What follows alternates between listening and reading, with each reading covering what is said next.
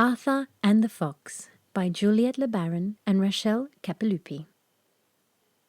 One Sunday after lunch, Arthur was playing at home when his parents asked, "Arthur, should we take a walk?" "Oh yes," Arthur answered. Arthur grabbed his favourite toy, a stuffed fox, and went out with his parents. They went up the hill and followed the path leading to the forest. Arthur enjoyed taking a stroll, but he stared down at his feet and often checked that his toy was all right, so he was not going very fast. His parents told him, "Arthur, stay close to us so you don't get lost." Arthur was about to answer when he looked up from his feet and stopped suddenly. He could no longer see his parents, only trees and bushes. He called them, "Mummy? Daddy? Where are you?" Nobody answered. Arthur was afraid. He sat down and sighed very hard. "Where are my parents? How am I going to find my way back home?" The forest seemed very large and threatening. Suddenly, a red shadow came out from a bush and stopped in front of him. "Hello," said the red shadow. "Why are you sad?" Arthur looked closer and saw that it was a fox, a real one, with sharp eyes, thin paws, and a fluffy tail. "Hello," Arthur answered. "I'm sad because I cannot find my mummy and daddy." "They shouldn't be very far away," the fox said. "Come with me, we will find them." Arthur got up and followed the fox's fluffy tail. "Do you live here?" he asked. "The forest scares me." "Yes, I live in the forest," the fox answered, sniffing yellow flowers here, red flowers there. "I know it by heart. I know it by day when it is hot, when the air is heavy and the smells are strong. And I know it by night, in the fresh, cool air, and I gaze at the stars from the hilltop." The fox kept walking and looked at everything around him. He stopped and turned to Arthur. "Look at the trees," he said. "These are pines. They smell good." Arthur smelled the perfumed air, which almost tickled his nose. The fox started walking again and soon stopped next to a rock. "Touch the white stone," he said. "It's soft." Arthur put his hand on the smooth, cool stone and then placed it on his cheek, which was warm.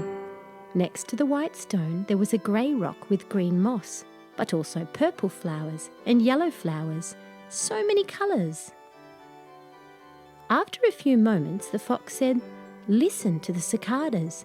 They sing all afternoon when it is hot." Arthur could barely hear him because the cicadas were singing very loudly. The cicadas made tit-tit-tit sounds.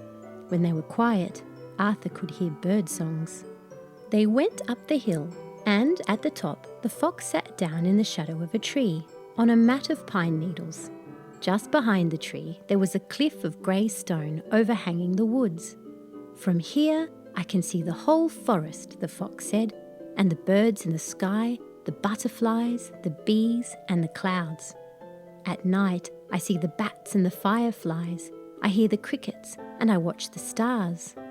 Arthur also stood under the tree and admired the sea of green woodland below, with dots of white stone. And when the wind blew, he felt the warm air with the smell of pine and the earth drifting up. They went down the hill and were again in the heart of the forest. "The forest is a wonderful place," the fox said to Arthur. "It is full of extraordinary sounds, colours, smells and textures. You just have to look around you. Are you still scared?" "Oh no," Arthur said. "Everything is so beautiful. Thank you for showing me the forest. From now on, when I am walking, I will look at everything around me, and not only at my feet." The fox said, "Your parents are behind these big bushes. Go to them." Arthur hugged the fox to thank him and ran to his parents. "Mummy, Daddy, I finally found you," Arthur exclaimed, relieved. "A fox helped me look for you and showed me the forest." "But what are you saying, Arthur?" his mother asked. "You went hiding behind these bushes to play a few minutes ago." "And speaking of foxes," his father said, "where is your toy?" Arthur looked around. These were the same bushes, and he did not have his toy. He ran behind the bushes and yelled, "The fox will surely help me find my toy. He knows the forest so well." But in place of the fox, Arthur saw his toy. He picked it up swiftly and called the fox, the real one, but the fox did not show himself. "Come on, Arthur," his parents said. "Let's go on with our walk. Besides, foxes are very shy, you know. They like to hide." Arthur started walking again and kept looking around him to see the fox. He looked at the trees and flowers. He smelled the pines, touched the rocks, and listened to the cicadas and birds. Then he remembered that it was the fox who had helped him enjoy the forest. So he hugged his toy fox very tight and said, "Thank you." The end. Thank you for reading with Storyberries.com. Free stories for kids.